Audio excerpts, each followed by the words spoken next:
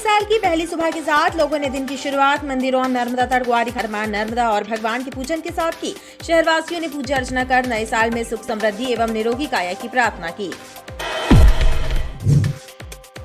GST council की बैठक में टेक्सटाइल पर जीएसटी 5 से 12% किए जाने के प्रस्ताव को स्थगित किए जाने के निर्णय से जबलपुर के कपड़ा व्यापारियों ने इस पर खुशी जताते हुए आंदोलन समाप्त कर दिया है। मध्य प्रदेश तृतीय वर्ग लिपिक कर्मचारी संघ के वार्षिक कैलेंडर का विमोचन 2 वर्ष के अंतराल के बाद हुआ। इस दौरान आयोजित हुई बैठक में लिपिकों की समस्याओं के निराकरण पर भी मंथन हुआ।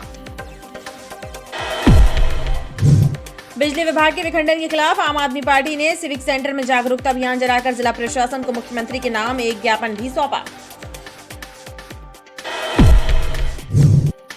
नए वर्ष के उपलक्ष्य में नर्मदा तट, ग्वारी घाट में श्रद्धालुओं की सुरक्षा के लिहाज से होमगार्ड के जवान तैनात रहे। हालांकि पेट्रोल की कमी होने के कारण मोटर बोट संचालित नहीं की गई।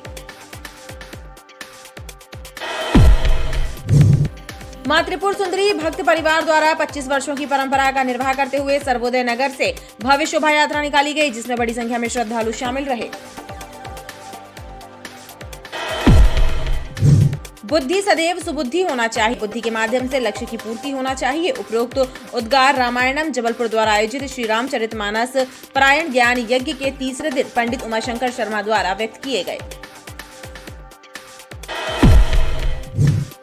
हनुमानताल थाना क्षेत्र के पंचकुइया किलकारी गार्डन के पास चाकूबाजी की घटना सामने आई है, जहां पर एक व्यक्ति पर 3-4 लोगों ने चाकू से हमला कर उसे घायल कर दिया। घायल को उपचार के लिए मेडिकल अस्पताल लाया गया। वहीं पुलिस के अनुसार पुरानी रंजिश पर यह हमला किया गया है।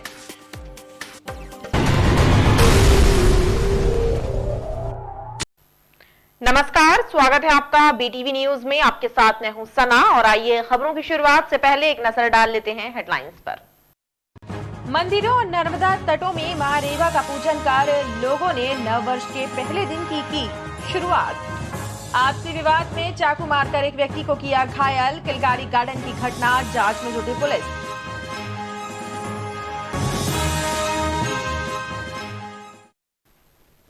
नए साल की पहली सुबह के साथ लोगों ने दिन की शुरुआत मंदिरों और नर्मदा तट, ग्वारी घाट में पहुंचकर मां नर्मदा और भगवान की पूजन के साथ की। शहरवासियों ने पूजा अर्चना कर नए साल में सुख समृद्धि एवं निरोगी काया की प्रार्थना की। तो वहीं पिकनिक स्पॉट और पर्यटन स्थलों पर जाकर परिवार के साथ मनोरंजन के पल भी बिताए।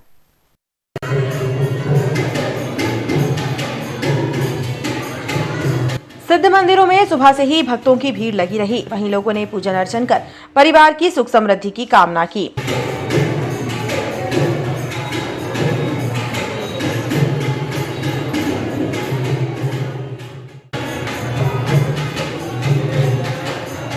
हम लोग हर वर्ष की भांति इस बार भी माता रानी के दर्शन करने आए, ताकि हमारा हर वर्ष ये वर्ष अच्छे से गुजरे।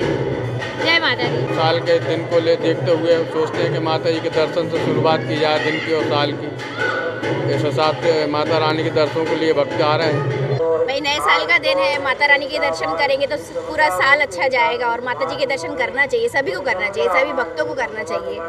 माँ के दर्शन करने से पूरे दिन अच्छे जाते हैं। कोरोना काल के चक्कर में और इस बार के नाम से कोई विपदा ना आए, सबका दिन, सबका परिवार, सबका रोग योग से मुक्त हो और अच्छी सबसे भगवान से विनती करते हैं सब खुश रहें। मां नर्मदा की जय हो। वहीं नर्मदा तट, ग्वारी घाट में भी भक्तों की भीड़ लगी रही। उन्होंने मां रेवा की उपासना कर वर्ष भर निरोगी रहने के साथ ही कोरोना महामारी से निजात दिलाने की प्रार्थना की।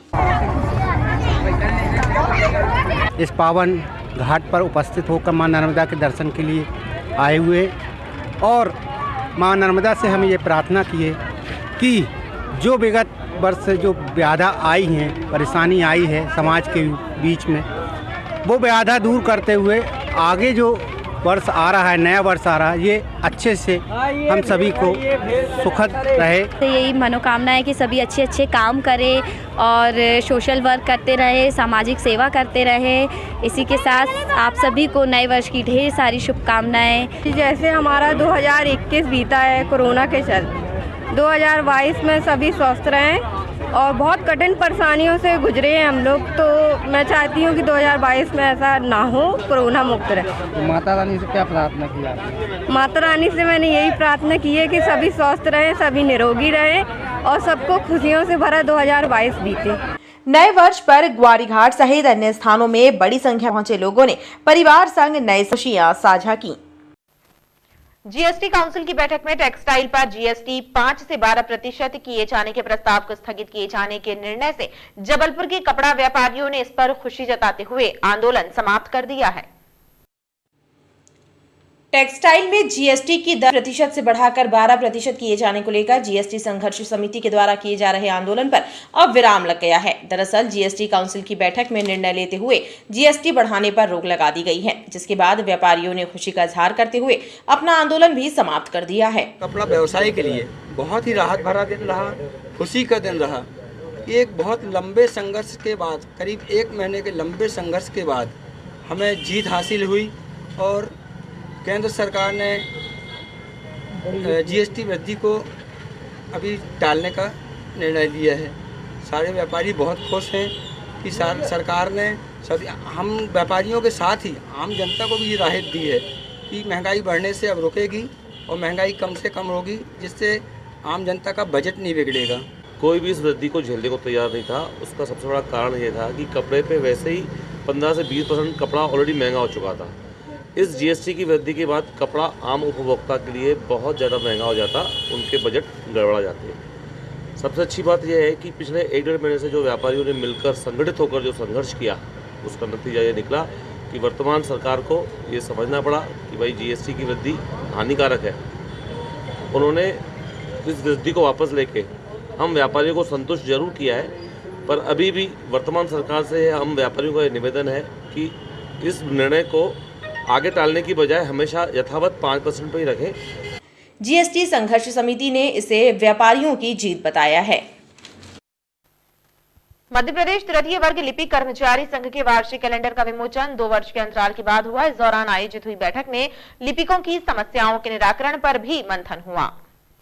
मध्य प्रदेश तृतीय वर्ग लिपिक कर्मचारी संघ की बैठक संपन्न हुई। इस दौरान कर्मचारियों की समस्याओं के निराकरण को लेकर आगामी दिनों में किए जाने वाले आंदोलनों पर मंथन हुआ, तो वहीं संगठन के वार्षिक कैलेंडर का भी विमोचन किया गया।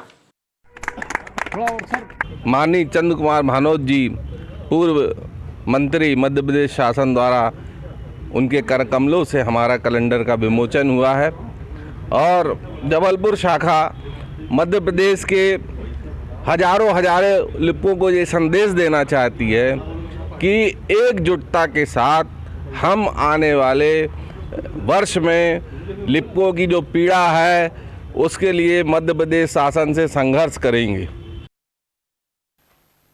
बिजली विभाग के विखंडन के खिलाफ आम आदमी पार्टी ने सिविक सेंटर में जागरूकता अभियान चलाकर जिला प्रशासन को मुख्यमंत्री के नाम एक ज्ञापन भी सौंपा है। बिजली विभाग के विखंडन और विद्युत दरों में की जा रही वृद्धि के विरोध में आम आदमी पार्टी कार्यकर्ता सड़क पर उतर आए हैं। पार्टी कार्यकर्ताओं ने सिविक सेंटर में जागरूकता अभियान चलाकर इसे जन आंदोलन बनाने की मुहिम शुरू की और शासन को मुख्यमंत्री के नाम एक ज्ञापन सौंपा है। तो आम आदमी पार्टी दोनों चीज का विरोध कर रही है कि विखंडन को रोका जाए और दाम ना बढ़ा जाए।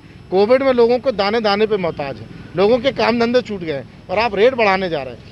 और अगर ये 3 दिन 4 दिन में निर्णय नहीं लेते मुख्यमंत्री जी, तो 4 तारीख से आम आदमी पार्टी और मैं अनिश्चितकालीन हड़ताल पर बैठूंगा सिविक सेंटर में और सरकार को सुनना पड़ेगा। जबलपुर के साथ अत्याचार नहीं सहेंगे। आप कार्यकर्ताओं ने सिविक सेंटर में अनिश्चितकालीन धरना प्रदर्शन की चेतावनी दी है। नए वर्ष के उपलक्ष्य में नर्मदा तट ग्वारीघाट में श्रद्धालुओं की सुरक्षा के लिहाज से होमगार्ड के जवान तैनात रहे। हालांकि पेट्रोल की कमी के कारण मोटर बोट संचालित नहीं की गई। नर्मदा तट ग्वारीघाट में नए वर्ष के उपलक्ष्य में लोगों की भीड़ को देखते हुए होमगार्ड के जवान और गोताखोरों को तैनात किया गया, लेकिन पेट्रोल की कमी के कारण मोटर बोट संचालित नहीं हुई। होमगार्ड के जवानों ने बताया कि उनको पेट्रोल नहीं दिया गया, लिहाजा मोटर बोट नहीं चली। आज 1 जनवरी है, पहला नया वर्ष है। पूरे जबलपुर से लाखों श्रद्धालु, हजारों श्रद्धालु मां नर्मदा में दर्शन करने, पूजन करने, स्नान करने आ रहे हैं। आप जैसा कि देख रहे हैं पूरे घाटों में काफ़ी भीड़ है और ऐसी स्थिति में प्रशासन की तरफ से ना यहाँ पे कोई मोटर बोट है, ना कोई गोताखोरों की व्यवस्था की गई है, ना साफ सफाई की उचित व्यवस्था है, ना महिलाओं के वस्त्र बदलने के बॉक्स रखे हुए हैं, ना पुलिस की कोई व्यवस्था है। तो असामाजिक तत्व भी इसी भीड़ में मौके का फायदा फ़ायदा उठा सकते हैं। और कोई अप्रिय घटना, चोरी की वारदातें भी होती रहती हैं बीच बीच में, तो पुलिस प्रशासन और नगर निगम को मिलकर नर्मदा तटों पर विशेष अवसरों पर उचित व्यवस्था बनानी चाहिए। पर यहाँ जो होमगार्ड की जो व्यवस्था होना चाहिए, जो मोटर बोट होना चाहिए, यहाँ कोई व्यवस्था नहीं है होमगार्ड की तरफ से, और ना ही नगर निगम के कर्मचारियों द्वारा कोई व्यवस्था है। यहाँ गंदगी का आलम है और बहुत ज़्यादा भीड़ भाड़ है, और यहाँ ना तो यातायात की व्यवस्था भी नहीं है, कोई भी यहाँ पुलिस जवान नज़र नहीं आ रहा है, गाड़ियाँ रोड पे खड़ी हैं, जाम लग रहा है, और जो श्रद्धालु हैं परेशान हो रहे हैं, महिलाएं भी हैं, बच्चे भी आए हुए हैं, और आसपास के क्षेत्र से बाहर से भी लोग यहाँ पे आए हुए हैं, काफ़ी भीड़ भाड़ है। पेट्रोल की कमी के कारण नहीं घुमा पा रहे हम। 2 राउंड सवेरे से लगा चुके हैं, लोगों को जानकारियाँ दे चुके हैं कि गहरे में ना नहाएं और नया साल शांतिपूर्वक मनाएं। क्या आप लोगों को पेट्रोल नहीं दिया जा रहा क्या? पेट्रोल पहले नगर निगम से मिलता था हम लोगों को, लेकिन नगर निगम के अधिकारी कह रहे हैं कि हम पेट्रोल आपके ऑफिस पहुंचाते हैं, तो अब हम लोगों को डायरेक्ट यहाँ पर नहीं दे रहे। कितना पेट्रोल रोज मिल जाता था आप लोगों को? हम लोगों को 40 लीटर मिलता था महीने में, तो हम लोग पूरे महीने चलाते थे उसको। त्योहारों को देखते हुए बोट चलाते थे, ज़्यादा घूमते भी नहीं थी। कब से पेट्रोल नहीं मिल रहा आप लोगों को? हम लोगों को 3 महीने से पेट्रोल नहीं मिल रहा। वहीं ग्वारी घाट आए लोगों ने भी सुरक्षा इंतजामों की मांग की है। मां त्रिपुर सुंदरी भक्त परिवार द्वारा 25 वर्षों की परंपरा का निर्वाह करते हुए सर्वोदय नगर से भव्य शोभा यात्रा निकाली गई, जिसमें बड़ी संख्या में श्रद्धालु शामिल रहे।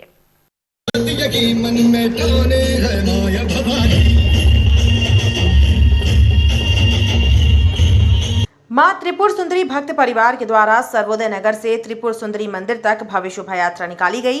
गाजेबाजी के साथ निकाली गई इस शोभा यात्रा में शामिल भक्तों के जयकारों से आकाश गुंजायमान रहा।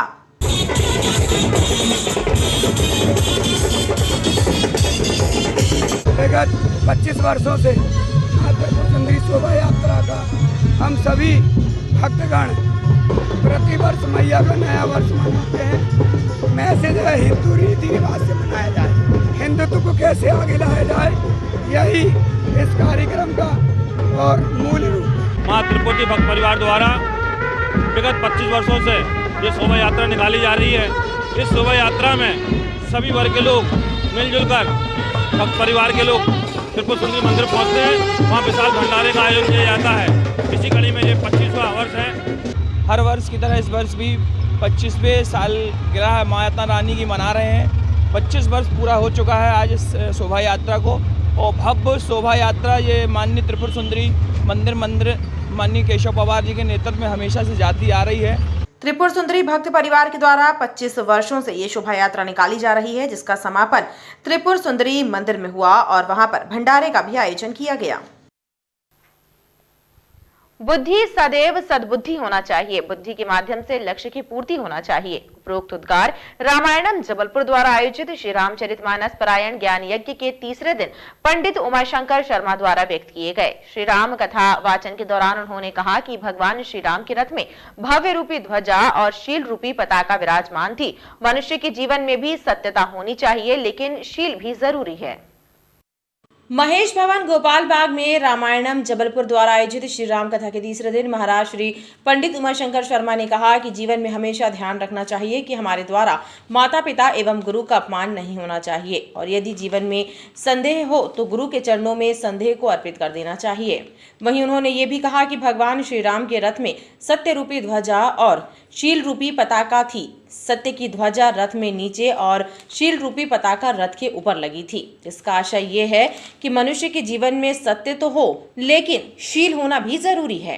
तो बालक जो है वो खिलौने की भाषा ज्यादा जानता है, उसको तो खिलौना। तो माँ ने तुरंत कहा, बेटा ये देवताओं का खिलौना है। बालक जो है वो खिलौने को ही लिए। अब जब कहा कि देवताओं का खिलौना है, बालक राम बचल गए, और बालक राम ने कहा, माँ और सब खिलौने तो बढ़िया बढ़िया खिलौने तुमने दिए, लेकिन ये देवताओं का खिलौना नहीं दिया तुमने मुझे कभी।